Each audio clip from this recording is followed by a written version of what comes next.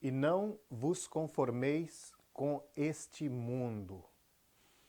Esse é o segundo passo que o apóstolo São Paulo nos apresenta neste texto bíblico de Romanos, capítulo 12, versículo 1 e versículo 2. Este segundo passo, a palavra-chave que está incluída neste versículo é conformar, um termo que o apóstolo Paulo costumava usar dois verbos gregos, que é a palavra morphe e a palavra esquema.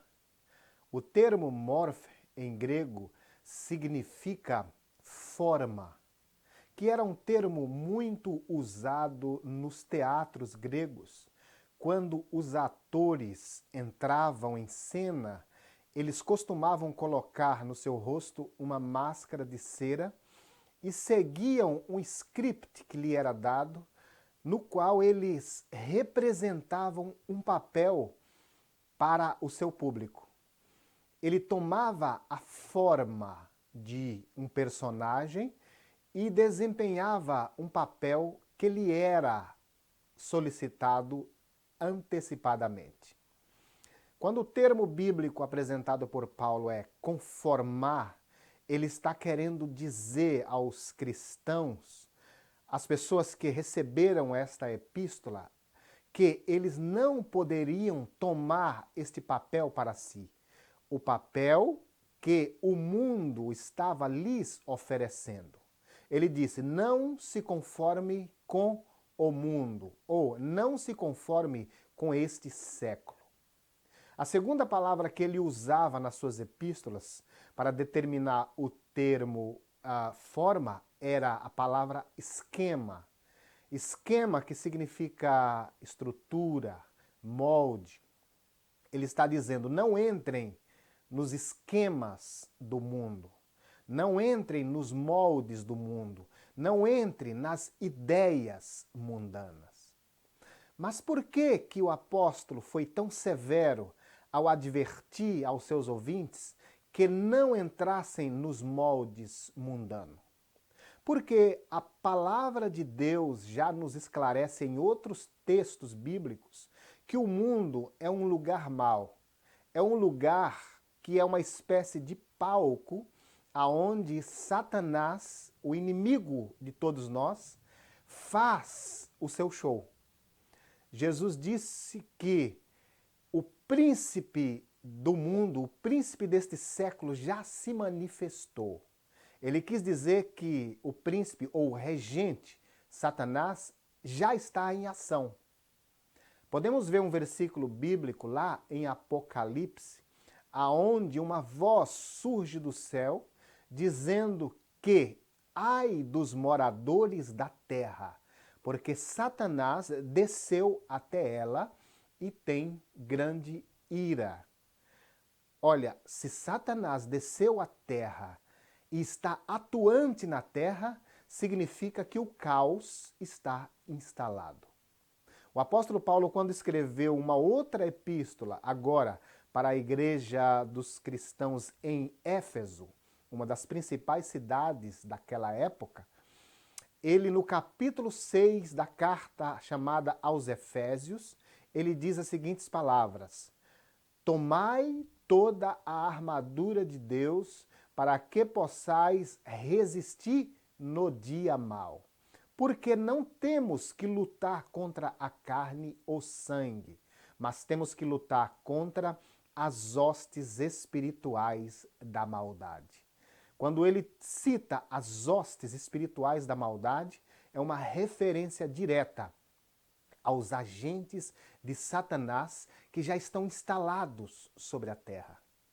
No livro de Jó, nós podemos ver uma reunião celestial onde anjos se reúnem com Deus e nesta reunião surge um intruso. Este intruso aparece e logo ele é inquirido e lhes é perguntado: de onde vens?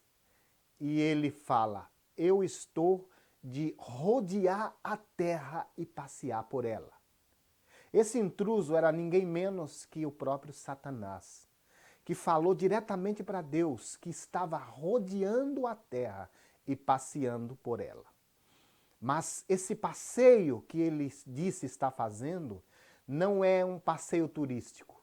Ele se instalou nas regiões celestiais ou acima da terra, aonde ele pode comandar o seu exército de atormentadores que espalham o caos na mente das pessoas na terra. O mundo é cheio de influências malignas. O mundo jaz no maligno. Essas são palavras do apóstolo João, um dos principais apóstolos que andou com Jesus. Ele disse que o mundo jaz no maligno. Ele quis dizer que o mundo está em regência do maligno, que o maligno influencia em todas as áreas. Na mesma epístola do apóstolo João, ele disse que nós não devemos amar o mundo, nem o que no mundo há, porque tudo que há no mundo é concupiscência da carne, concupiscência dos olhos e soberba da vida. O termo concupiscência é o mesmo que desejos. Ele quis dizer que o que rege o mundo é os desejos da carne, os desejos dos olhos e a soberba da vida. Em outras palavras, 3 termos são extraídos desses versículos com os quais Satanás seduz a humanidade, que são a palavra prazer, que são a palavra poder e posses ou riquezas. Essas 3 palavras, poder, posses e prazer, são os termos que são usados por Satanás para seduzir os moradores da terra. Tudo que o homem faz, o homem mundano, é em busca ou de poder, ou de posses, ou de prazer. E com essas seduções, com essas iscas que seduzem os seres humanos, a humanidade vive um caos fora da presença de Deus. Os esquemas do mundo são manipulados por uma mente satânica, o próprio Satanás. É por isso que o apóstolo, quando escreve essa epístola, ele é severo e diz: não se conforme com este século, não entre na forma deste século, não entre nos moldes do mundo, ou não deixe que os moldes do mundo entrem em você. Esse é o segundo passo necessário para que uma pessoa possa começar a entender, a conhecer a vontade de Deus. Sem se afastar do mundo, não é possível entender os planos de Deus. Porque Satanás trabalha com trevas, com escuridão. O próprio apóstolo Paulo, numa outra carta, ele disse que o Deus deste mundo, deste século, cegou o entendimento das pessoas para que elas não lhes resplandeça a luz do Evangelho. Em outras palavras, o mundo está cego, o mundo está em trevas, eles não sabem distinguir a imagem de Deus, eles não sabem distinguir a vontade de Deus, eles não sabem entender a natureza de Deus, eles não conseguem saber o que Deus quer para eles. Por isso que é necessário afastar-se, sair do mundo. Quando Deus chamou os seus servos no Antigo Testamento para começarem a entender sua vontade e os seus propósitos, uma das primeiras coisas que Deus fez foi: sai de onde você está. Isso ocorreu com Abraão, quando Deus disse para Abraão: sai da tua terra e da tua parentela e vai para o lugar que eu te mostrarei. O lugar em que Abraão vivia, na antiga Mesopotâmia, era um reduto de idolatria, de incredulidade, de cegueira espiritual. Por isso Deus disse: sai daí, para que eu possa começar a te explicar a minha vontade. O mesmo ocorreu com o povo hebreu, quando viveu ali por mais de 400 anos como escravo no Egito, cegos, porque não tinham acesso à vontade de Deus. Foi necessário que Deus enviasse Moisés, esclarecendo a ele a sua vontade, e falando para aquele povo que saíssem dali, ou dando a incumbência a Moisés para que retirasse o povo do Egito, para no caminho, fora daquele Egito, Deus lhe explicasse a sua vontade. E isso ocorreu com todos os servos de Deus que foram chamados. Deus mandou que saíssem de onde estava, saíssem do lugar que estava cegando a sua mente, que estava ofuscando o seu entendimento. Saia daí e venha até mim que eu vou te explicar a minha vontade.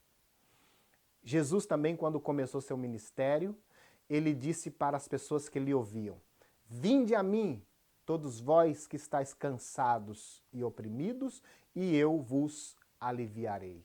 Tomai sobre vós o meu jugo e aprendam de mim.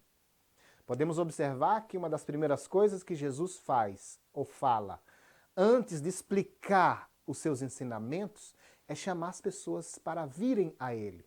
Primeiro, saia de onde você está e venha a Deus. Mas por que é necessário sair? Porque o lugar que você está é um lugar de trevas. O mundo é um ambiente nebuloso, é um ambiente onde o Deus deste século, Satanás, ele escureceu a mente das pessoas, fazendo com que elas não entendam nada sobre Deus. Por isso é necessário não se informar com o mundo, não entrar na forma e nem na forma do mundo, não entrar nos esquemas do mundo, porque tudo que tem no mundo é desejos carnais, é desejos dos olhos, ambição e é soberba da vida. E isso, disse o apóstolo João, não vem do Pai, mas vem do mundo. E o mundo passa e os seus desejos, mas aquele que faz a vontade de Deus permanece para sempre. Você quer conhecer a vontade de Deus? Quer entender a vontade de Deus? Esse segundo passo necessário é: saia do mundo. Não é possível andar com Deus e com o mundo.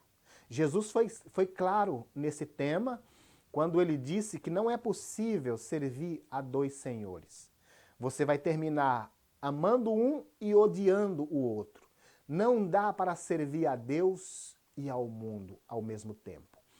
Deixa o mundo. Quando eu falo, ou quando a Bíblia diz deixar o mundo, não está se referindo a alguém se isolar, a entrar numa caverna, se tornar um ermitão, a adotar o monasticismo como forma de vida, se isolar. Não. Está falando em amar a Deus acima de todas as coisas.